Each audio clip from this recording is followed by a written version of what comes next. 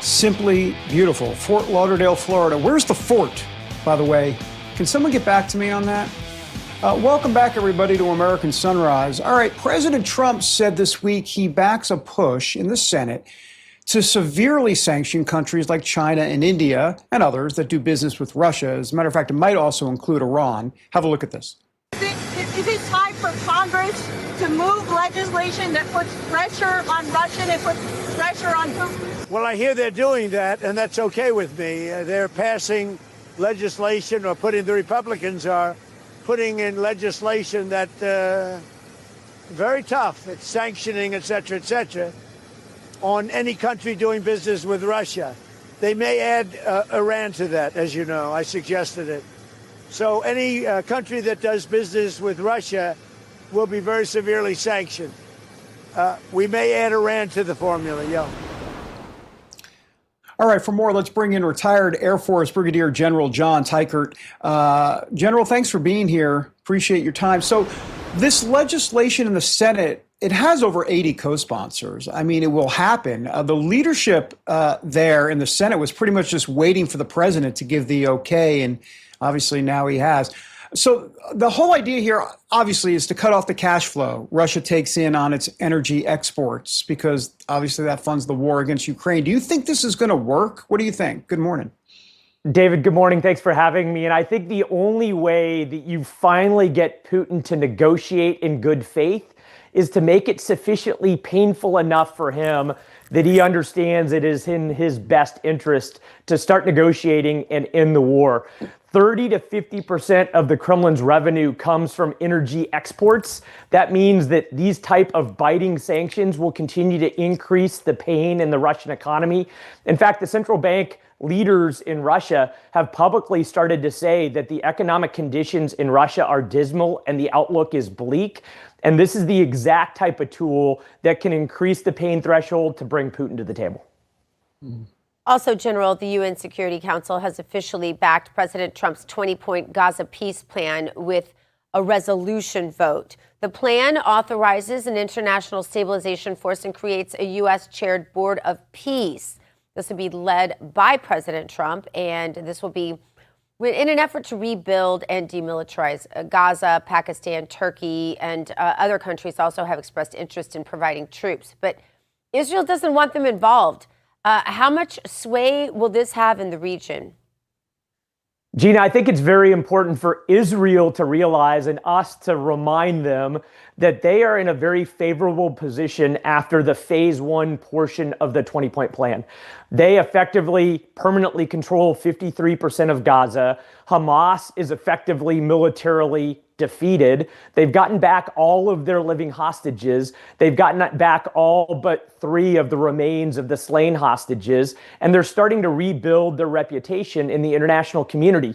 And so while Israel may not want certain countries on their border in Gaza, notably Turkey and Pakistan, the countries need to provide manpower in order to disarm and dismantle Hamas.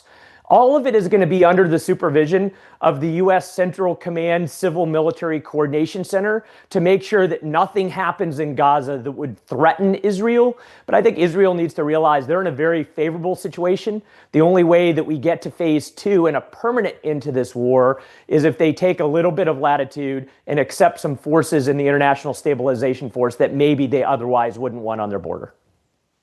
General, let's stay in that region then and talk about President Trump just announcing that Saudi Arabia is now a non-NATO ally.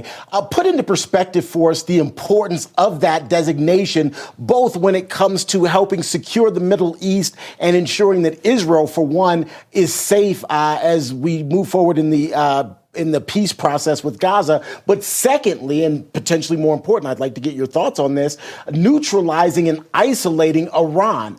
Put all of that into perspective for us, if you don't mind. Terrence, great question. And Saudi Arabia has been a partner of the United States now for several decades. And I think there are 3 big elements that a partnership with Saudi Arabia benefits the United States. And you mentioned 2 of them. Number one, that if we can get Saudi Arabia to normalize relations with Israel, then now we unlock the true power of the Abraham Accords that maybe gives us a glimmer of a chance for permanent peace in the Middle East. Secondly, Saudi Arabia is the biggest country, most effective military country in the region that can keep Iran in check. And by making sure that Saudi Arabia is sufficiently strong, then it does isolate and contain Iran so that any expansionist ambitions they would otherwise have can be contained and put to rest. And then the third point is that Saudi Arabia is an economic powerhouse. That as a part of that meeting yesterday, they promised $1 trillion of investments in the United States. That is massively beneficial to us. And whether that's military, whether that's AI, whether that's energy, all of those things give us an opportunity to turn the page in the Middle East, to see it as a benefit to the United States instead of a detriment like we've seen it for the last several decades. General, what about, we got about 30 seconds. What about those F-35s? I mean, Israel's the only ones that have those. Now, if Saudi Arabia gets their hand on those, which apparently they are, I mean, Saudi Arabia has a relationship with China. We don't want China having any potential intel on those F-35s. No, we need to make sure that there are clear lines so that if we sell those F-35s to Turkey, we turned that off a while ago. UAE, we turned it off a while ago. That there are barriers so that that great technology doesn't fall into the hands of an adversary that could reverse engineer it and create a threat to the United States as a result. You concerned General, at all just that really those barriers quickly, are going to be there? Sorry, real quick. Are you concerned those barriers are there? Because they better be. This is a big deal.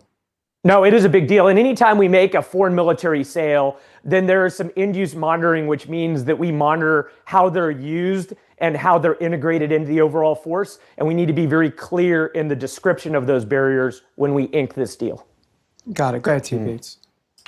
No, that you asked my question. I think we were generally on the same page, David. Thank you. All right. General, thanks for being here. Appreciate your time. Thanks, y'all. Thanks, All General. right. Coming up, everyone loves listening to music, but could it really lower the risk of dementia?